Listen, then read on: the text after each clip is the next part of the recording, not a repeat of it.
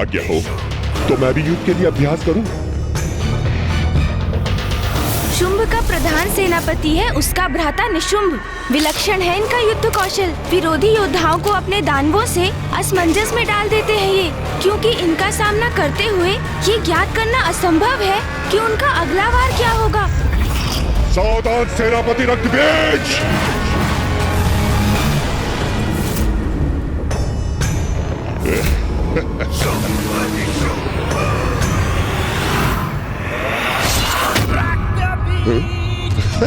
शुंभ का दूसरा सेनापति है रक्तबीज, और रक्तबीज अपने रक्त की बूंदों से अपने प्रतिरूपों को उत्पन्न करने की क्षमता रखता है। चंड और मुंड अपनी अति प्रचंड विद्युत शक्ति से कुछ भी भस्म कर सकते हैं, और धूम्रलोचन जो निर्जीव पदार्थों से अपनी सेना उत्पन्न करने में सक्षम है।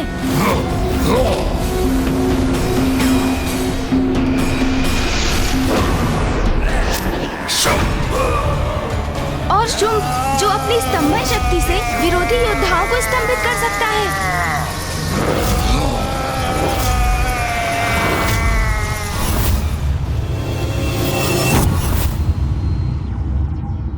गणेश जी, कुमार कार्तिकेय, ये सत्य है। अब तक हमने जितने भी असुरों का सामना किया है, ये असुर उनसे कई गुना अधिक शक्तिशाली है। शुंभ निशुंभ का अंत केवल स्त्री शक्ति से ही संभव है, इसलिए हम उसका वध नहीं कर सकते, किंतु हमें कुछ न कुछ अवश्य करना होगा। गणेश जी, क्यों ना हम एक एक कर शुंभ निशुंभ के सेनापतियों का वध करने की रणनीति अपनाएं। इस क्रम में सर्वप्रथम क्यों ना हम रक्तबीज का वध कर दें।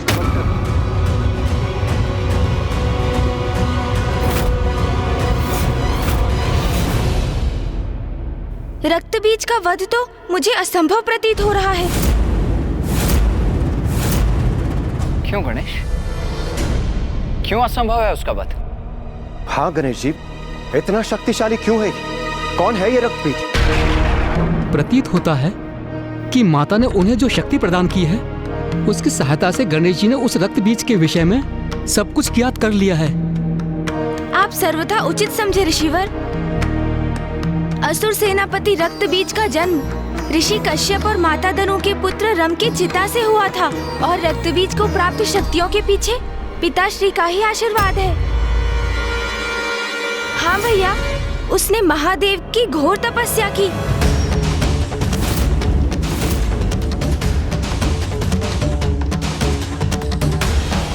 ओम नमः शिवाय, ओम नमः शिवाय, ओम नमः शिवाय।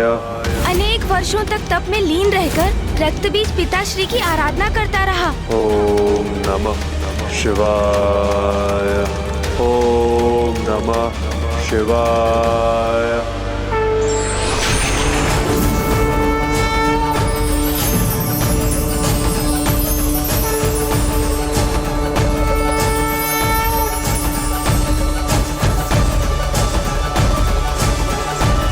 प्रणाम महादेव। मैं तुम्हारे तप से प्रसन्न हुआ। कहो क्या वरदान चाहिए? रक्तबीज ने सर्वप्रथम पिताश्री से अमर होने का वरदान मांगा, किंतु पिताश्री के समझाने पर कि ऐसा वरदान सृष्टि के नियमों के विरुद्ध है, इसलिए वो उसे अमरत्व नहीं प्रदान कर सकते।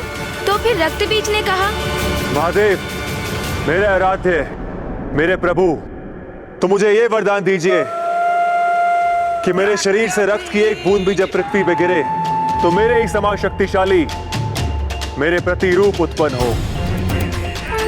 तथास्तु, तथास्तु, तथास्तु।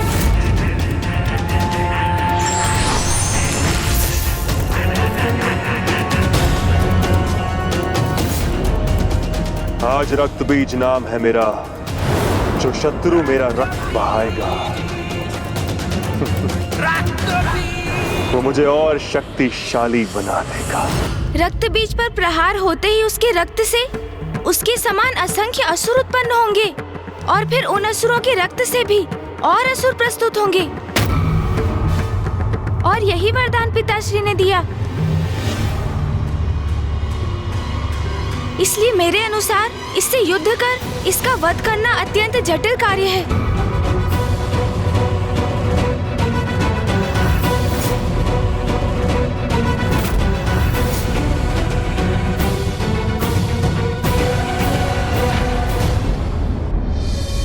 क्या हुआ गणेश? तुम विचार मग्न क्यों हो गए? भैया, माता के दिए ज्ञान से मुझे ज्ञात हो रहा है कि पूर्व में रक्त बीज महिषासुर का भी सहयोगी था। किंतु फिर क्या कारण था कि उसने युद्ध में महिषासुर का साथ नहीं दिया?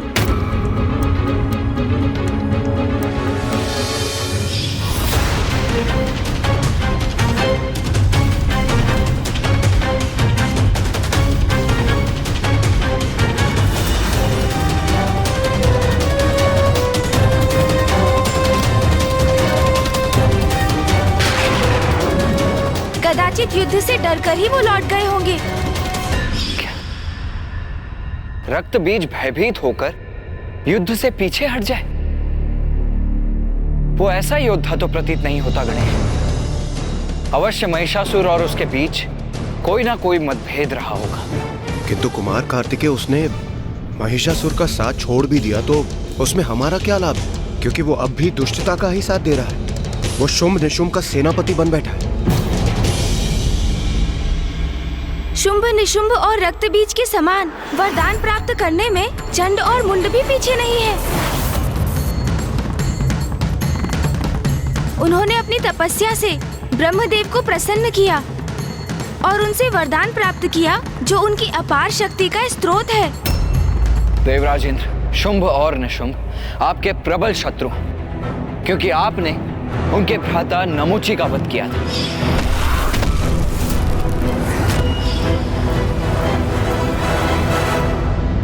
और रक्त बीज, धूम्रलोचन, चंडमुंड और शुंभ निशुंभ सबके एक साथ आने के दो कारण हैं।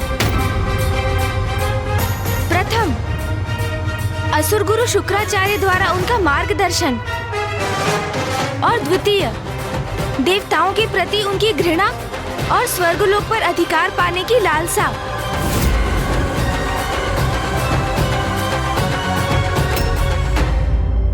मुझे सतर्क करने के लिए आप सभी का धन्यवाद। मैं आज ही देव सभा में देवताओं की रणनीति सुनिश्चित करने के लिए अन्य देवताओं से मंत्रणा करूंगा। देवराज, माता के प्रकट होने तक देवता और स्वर्ग इन असुरों से कैसे सुरक्षित रहेंगे? इसलिए रणनीति नहीं, मंत्रणा कीजिए इसकी।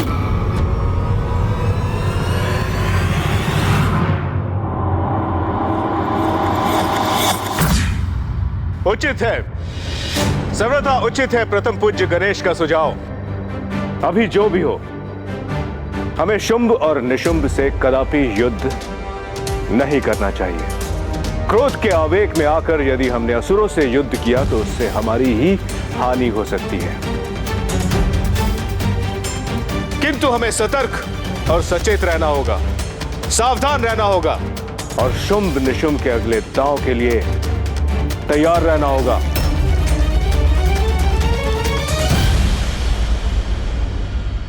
देवराज की जय हो। देवराज, प्रणाम देवराज। देवराज, असुर महानायक शुंभ ने अपने दूत को आपसे भेंट करने के लिए भेजा है।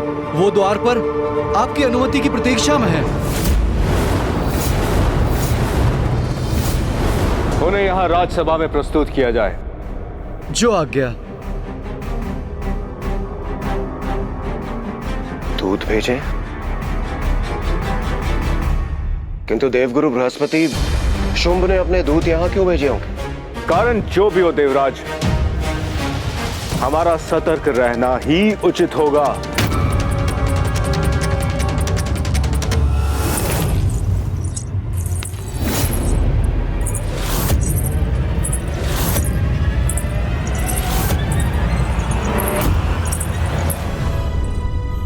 दूध के वेश में यदि असुर योद्धा हुए तो उनके लिए भी तैयार रहेंगे हम।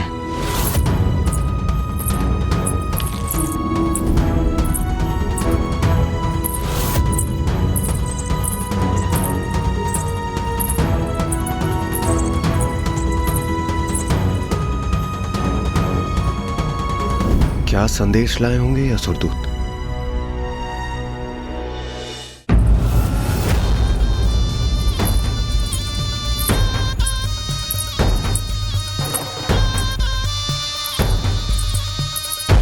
स्मरण रहे, आप सभी चौकन्ने रहिए, किसी भी प्रकार की परिस्थिति के लिए तैयार रहिए, किंतु आक्रमण तभी कीजिएगा जब मैं संकेत दूं।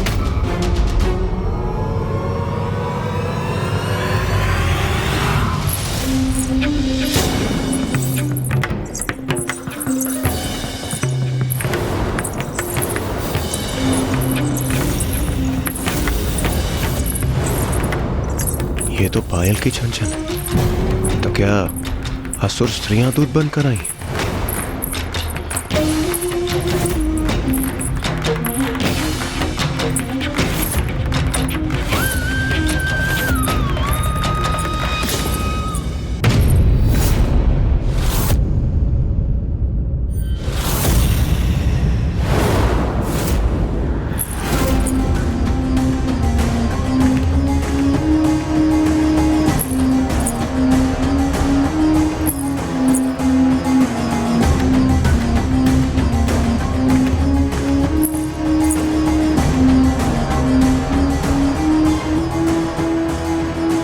सावधान देवराज, सावधान। इस सुंदरी के रूप में असुरों का छल हो सकता है ये।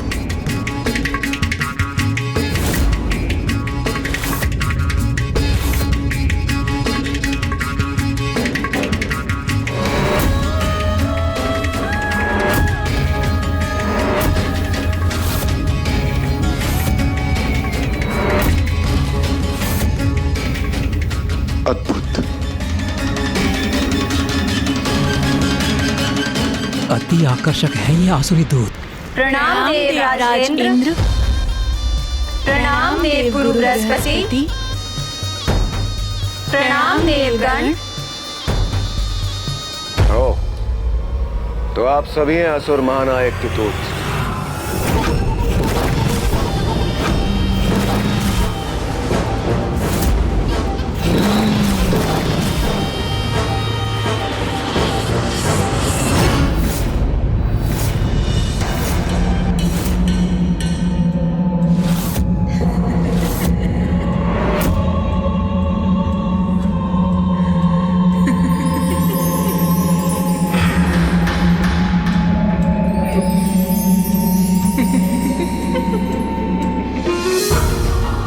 नहीं होता, आसुरी स्त्रियों का इतना अद्भुत सौंदर्य। हाँ देवराज, मैं स्वर्णलता हूँ।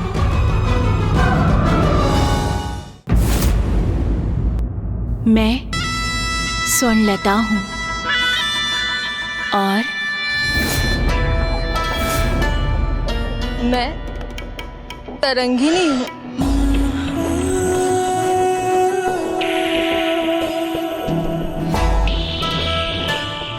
और मैं रजत लता।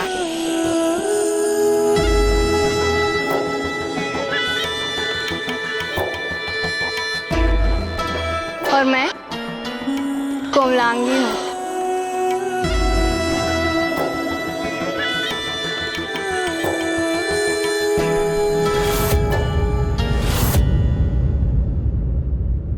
हम सभी असुर महानायक शुंभ के दूत हैं।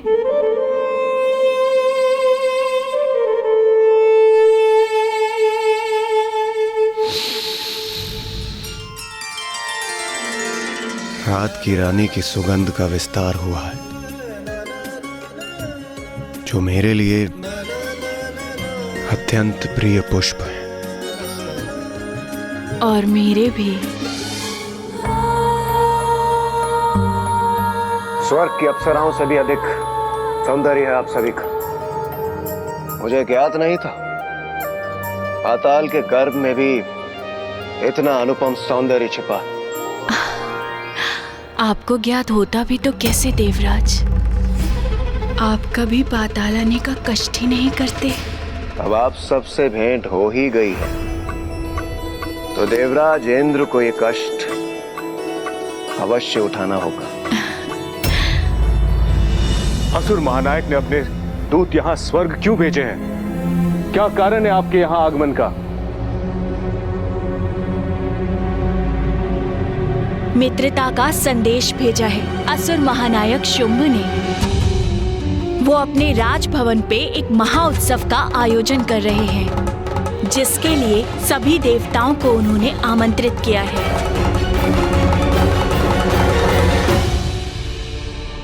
किंतु उन्होंने ये भी कहा है कि हमारी मित्रता स्वीकार कर सभी देवगण हमारे उत्सव में पधारें, अन्यथा हमसे युद्ध करें।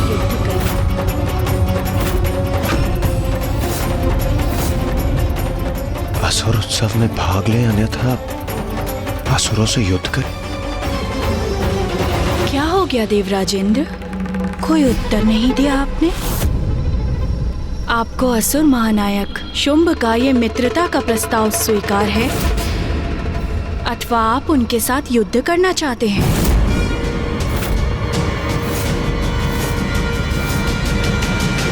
कहिए, हम आपका क्या संदेश लेकर जाएं उनके समक्ष?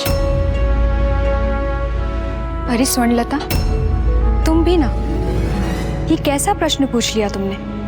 क्या हुआ रजतलता? क्या हमने देवराज से कोई अनुचित प्रश्न पूछ लिया? अरे देवराज इंद्र है स्वर्णलता, अत्यंत रूपवान, अपने तेज से किसी को भी मोहित कर लेते हैं। सुकोमल प्रतीत होते हैं, किंतु भीतर से अत्यंत कठोर। ये भला किसी से मित्रता क्यों करने लगे? उचित कहती हो रजतलता, मैं तो इनके रूप पर मोहित हूँ, इसलिए विश्वास कर लिया था कि ये हाँ ही कहेंगे। किंतु मैं एक तुच्छ दासी मात्र हूँ, और ये कहा सर्वसमर्थ देवराज इंद्र। अरे तुम किस भ्रम में पड़ गई हो? हमसे मित्रता थोड़ी ना करेंगे ये असुर महानायक का प्रस्ताव स्वीकार भी करेंगे तो भी मित्र उनके ही बनेंगे स्वर्णलता। ज्ञात है रे, किंतु तरंगिनी, जो हमारे महानायक के मित्र होंगे वो हमारे भी तो मित्र हो सकते हैं ना? स्वर्णलता, रजतलता, तरंगिनी, बात तो एकदम स्पष्ट है। हमने देवराज इंद्र को 2 परिस्थितियों में चुनाव करने का प्रस्ताव दिया, किंतु वो शांत ही है। तो उनका शांत होना तो यही संकेत देता है ना, ना ही वो असुर महानायकों से मित्रता करने के इच्छुक हैं, ना ही उन्हें हमारी मित्रता का कोई मोह।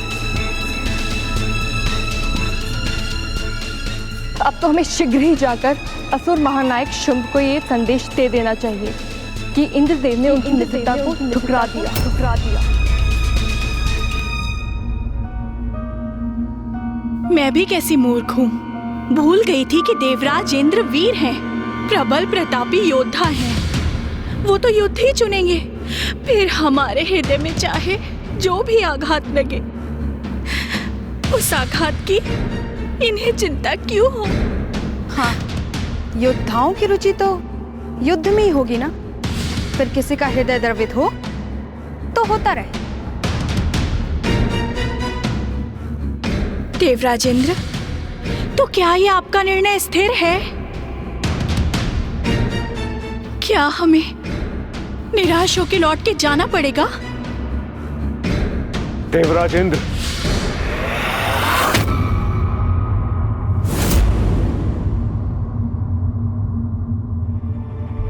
रुक जाइए, रुक जाइए, रुक जाइए।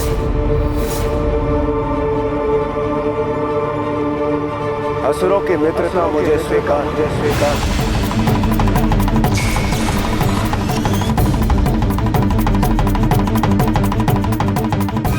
क्या कह रहे हैं देवराज? इंद्रदेव ने इस प्रस्ताव को स्वीकार कर उचित ही किया।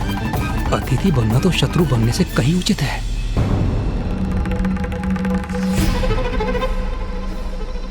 हाँ देवराजेंद्र, आप अनुमान नहीं लगा सकते कि आपने कितनी प्रसन्नता दी है मुझे। मेरे आनंद की कोई सीमा ही नहीं है। मेरी राजसभा में मैं भला आपको कैसे निराश कर सकता था?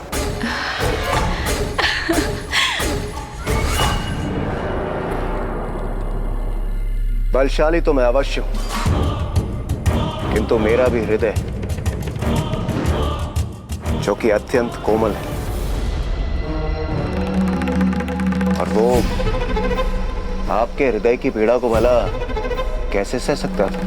हम सभी को हमारे असुर उत्सव में आपकी और अन्य देवताओं की प्रतीक्षा बड़ी अधीरता से रहेगी।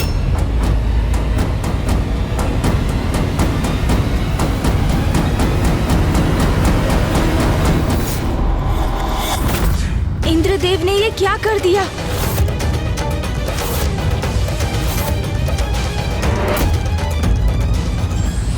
व्यक्ति के बाहरी आवरण या व्यवहार की सुंदरता से संभव नहीं कि वो भीतर से भी सुंदर हो। हमें अपने विवेक पर पूर्ण विश्वास रखना चाहिए।